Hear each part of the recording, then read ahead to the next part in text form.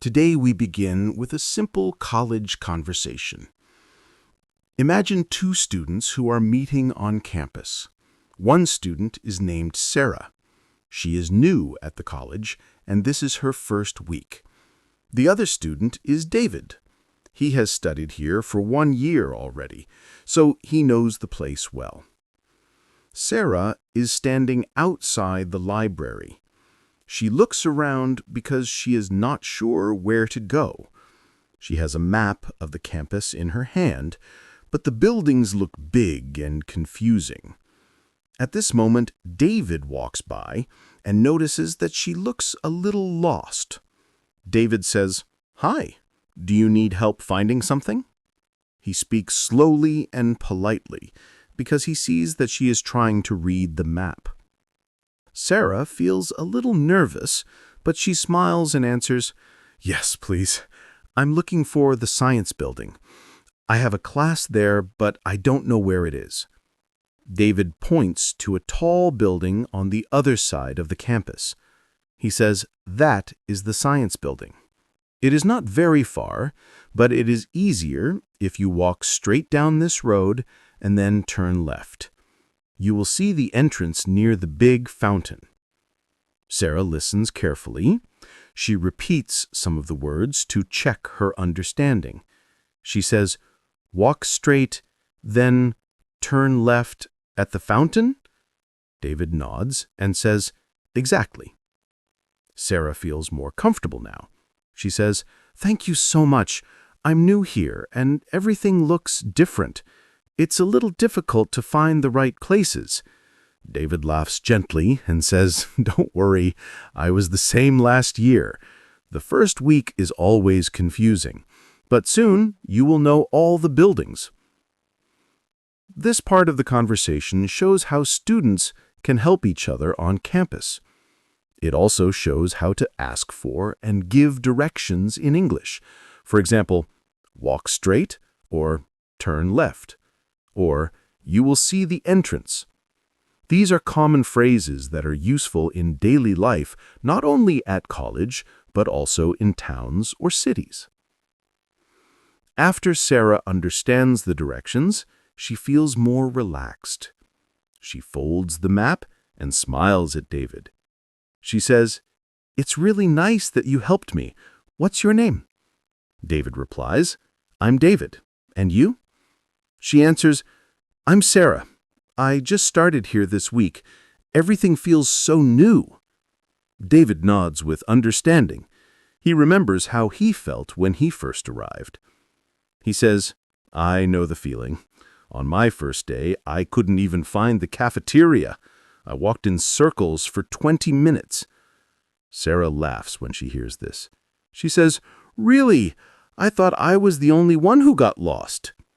They both laugh together, and this makes Sarah feel more comfortable. She doesn't feel like a stranger anymore. David continues, "Don't worry. Everyone feels like this at the beginning. After a few weeks, you will know your way around without even thinking. The campus will feel like home." Sarah nods and says, "I hope so. It's much bigger than my high school. There are so many buildings, and they all look similar." David agrees and says, "Yes, it takes time, but soon you'll find your favorite places, like a quiet spot to study or a good cafe to get coffee." This part of the conversation shows how people can connect by sharing similar experiences. Sarah and David are beginning to know each other better. They're not only talking about directions, but also about feelings of being new and adjusting to a new place. For English learners, notice the small questions and answers. "What's your name?" "I'm Sarah. I just started here this week." After a short pause, David asks, "So, Sarah, what are you studying?" Sarah replies, "I'm studying biology. I really like science, and I hope to work in a lab one day." She says this with a smile because she feels excited about her future plans. David listens with interest and says, "That's great. Biology is very popular here." The science building has a lot of labs and classrooms. You'll probably spend a lot of time there. Sarah nods and says, "Yes, I think so. I'm a little nervous because the classes might be difficult, but I really want to learn." David encourages her. He says, "It's normal to feel nervous, but the professors are very helpful. If you study a little every day and ask questions when you don't understand, you'll do fine. I study business, and in the beginning, I felt the same way. But little by little, I became more confident." Sarah feels better hearing this. She says, "That's good advice. Thank you. So you're studying business? What kind of business classes do you take?" David explains, "We take classes like accounting, marketing, and management. Right now, I'm learning about how companies make decisions and how they plan for the future." Sarah says, "That sounds interesting. It's very different from biology, but also useful. Everyone needs business in some way." David laughs and says, "Yes, maybe one day you'll work in a science company and I'll work in the business side of it." This part of the conversation shows how students can talk about their studies and future goals. It also shows how to ask simple questions. "What are you studying?" Or, "What kind of classes do you take?" These are very common questions when meeting new people in college. Sarah thinks for a moment and then asks, "David, do you live on campus or do you travel from home?" David replies, "I live in the dormitories, just across from the library. It's nice because I can walk to class in a few minutes." Sarah looks curious and says, "Oh, really? I live off campus with my cousin. It takes me about 30 minutes by bus to get here. The bus is sometimes crowded, but it's okay." David nods and says, "That sounds good too. Living off campus can be more peaceful, and you probably have more space than in a dorm." Sarah asks, "What is it like living in a dormitory?" David smiles and explains, "It's fun, but sometimes noisy. You share the building with many students. I have one roommate, and we share a small room. At first it was strange, but now we are good friends. It feels like a little community. We eat together, study together, and sometimes watch movies in the common room." Sarah listens carefully and says, "That sounds interesting. It's nice that you made friends there. I think living with other students could help me feel less lonely." David agrees and says, "Yes, that's true. You meet people from many places. My roommate is from another country, and I learned about his culture. It makes college life more colorful." Sarah smiles and says, "That must be exciting. Maybe I'll try living in a dormitory next year." David answers, "You should. It's a good experience, even if only for 1 year." This part of the conversation shows how students can talk about where they live. Useful questions here are, "Do you live on campus?" and "What is it like living in a dormitory?" These phrases help you to compare different experiences and learn more about another person's life. As they continue walking slowly, Sarah asks, "So, what do you usually do after classes? Do you go straight back to your dorm?" David shakes his head and says, "Not always. Sometimes I go to the library to study, and other times I go to the gym. I also like to join activities or student clubs. Sarah looks interested and says, "Clubs? What kind of clubs are there?" David explains, "There are many clubs on campus. For example, there's a photography club, a drama club, and even a cooking club. I joined the basketball club because I like sports. We practice twice a week, and it's a good way to make friends and stay healthy." Sarah smiles and says, "That sounds fun." In high school, I was part of a music club. We practiced songs and sometimes performed at school events. I really enjoyed it. David says, "Then you should check out the music club here. I'm sure they have one. You can meet people who also love music." Sarah nods, feeling more excited. She says, "Yes, I would love that. I don't want to only study, I want to enjoy activities too. It makes life more balanced." David agrees and says, "Exactly. College is not just about classes. It's also about experiences, learning new skills, and enjoying time with others." Sarah looks thoughtful and says, "I think joining a club will also help me practice English more. At home, I usually speak with my cousin, but when I'm on campus, I want to use English as much as possible." David nods and replies, "That's a smart idea. When I first came here, I was a little shy to speak in class, but joining a club helped me a lot. Talking with other students made me more confident." Sarah asks, "Was it difficult in the beginning?" David smiles and says, "Yes, at first, I worried about making mistakes. But then I realized everyone makes mistakes, and that's normal. People don't mind if your English is not perfect. They just want to communicate. The more I spoke, the more comfortable I became." Sarah feels encouraged. She says, "That makes me feel better. Sometimes I stop myself from talking because I think my grammar is wrong. But maybe I should just try." David responds, "Yes, just try. The important thing is to share your ideas. For example, when I joined the basketball club, I didn't know all the sports words in English, but I learned step by step. Now I can talk about games, training, and even strategies." Sarah laughs softly and says, "That's a good example. I guess I can also learn step by step. Maybe in the music club, I can start by listening, and then little by little, join the conversation."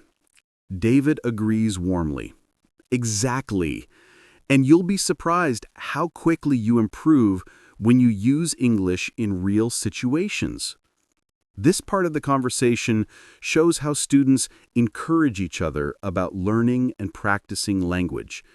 Useful sentences include, "Was it difficult in the beginning?" and "Maybe I should just try." These are simple but powerful phrases for building confidence in conversations. As they keep talking, Sarah suddenly remembers her class and says, "Oh, by the way, do you know what the professors are like here? Are they very strict?" David thinks for a moment and answers, "Most professors are friendly, but they also expect students to be responsible. They want you to come to class on time, listen carefully, and do your assignments." Sarah nods and says, "That sounds fair." In high school, some teachers were very strict and didn't allow us to ask many questions. David replies, "Here, it's different. Professors usually like it when you ask questions. It shows that you were interested. Sometimes they even ask students to share their own opinions." Sarah looks a little surprised and says, "Really? That's new for me. In my country, students don't usually give opinions in class." David smiles and says, "Yes, I understand.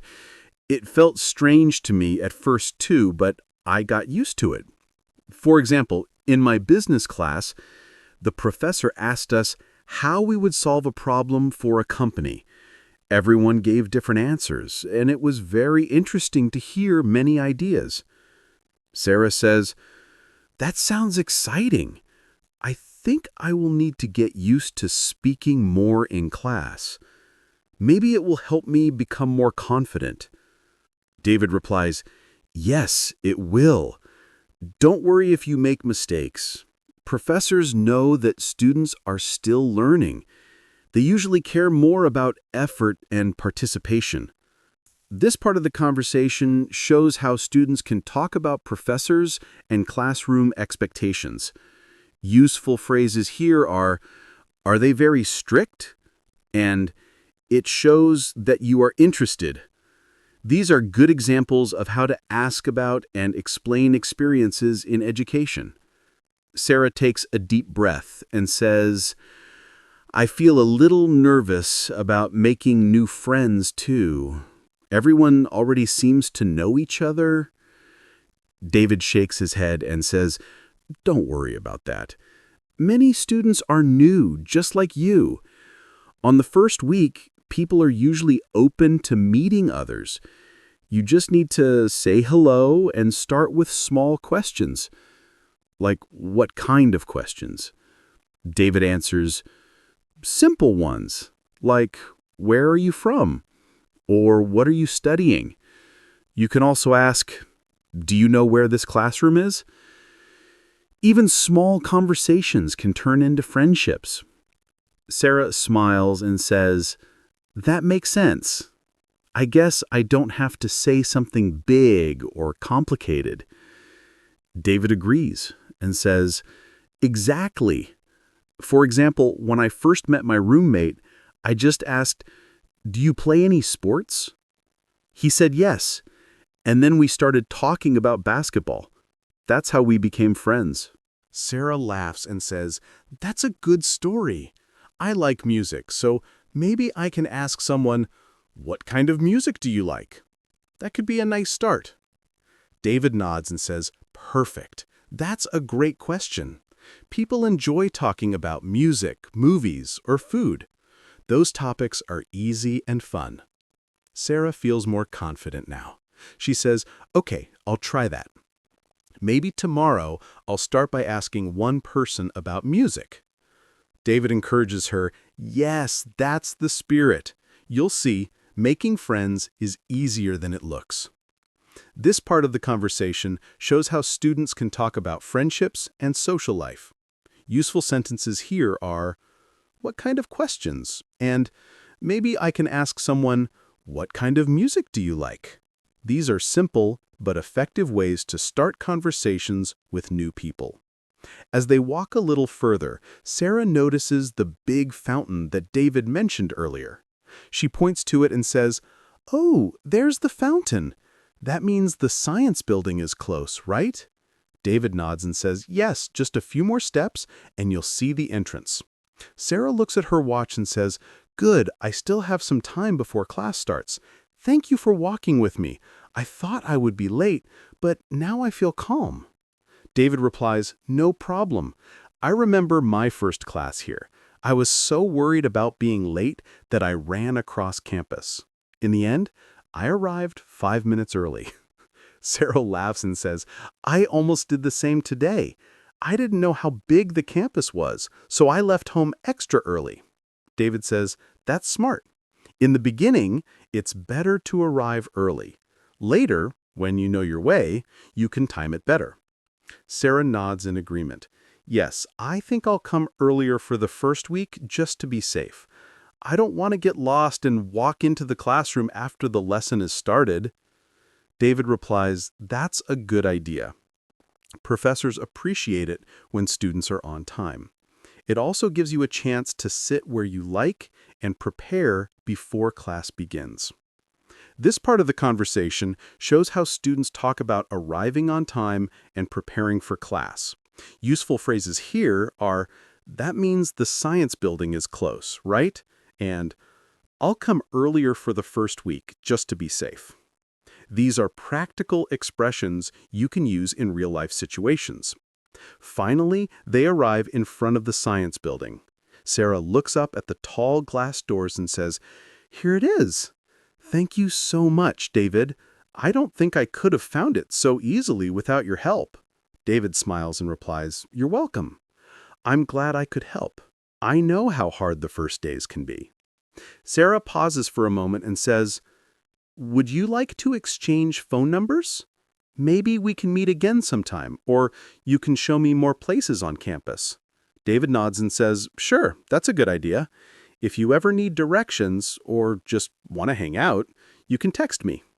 They both take out their phones and exchange numbers.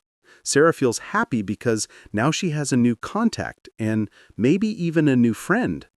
She says, I'm really glad I met you today. It makes me feel less nervous about starting college. David replies warmly, and I'm glad I met you too. Good luck with your first class. I'm sure you'll do great. Sarah waves and says, Thanks again. See you around campus.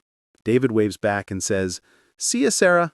She walks into the building with a smile, feeling more confident than before. This part of the conversation shows how to end a friendly talk politely and how to make plans to stay in touch. Useful expressions include, Would you like to exchange phone numbers? And see you around. These are very common in everyday conversations, especially when meeting new people.